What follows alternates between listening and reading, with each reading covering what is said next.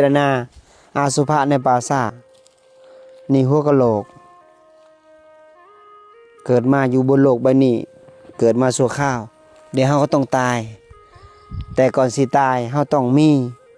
สติปัญญาเอาอริยทรัพย์ติดตัวไปอย่าเกิดมาแต่ตัวเปล่าสมบัติบนโลกใบนี้ไผเกิดมาก็ต้องเลยใส่ใส่แล้ว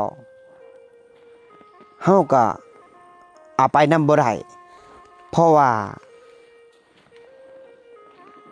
ส่วนบุญนี่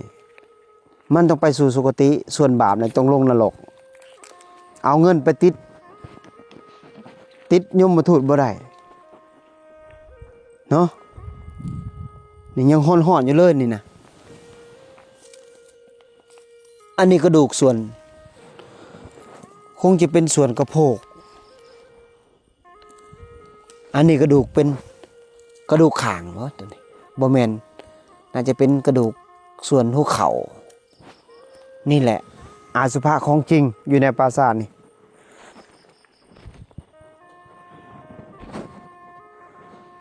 อันนี้หัวกะโหลกเกิดมาชั่วข้าวใหญ่สิลงเด้อญาติโยมให้มีสติปัญญารักษาศีลบำเพ็ญเพียรภาวนาเดี๋ยวเฮาก็ต้องไปเนาะใครเห็นคลิปนี้แล้วอย่าประมาทกับความตายแค้นคอทุกบาดอย่างเพราะนั้นเฮาจงรักษาศีลบำเพ็ญเพียรภาวนาฝึกสติหลายๆก่อนตายเนาะสาธุ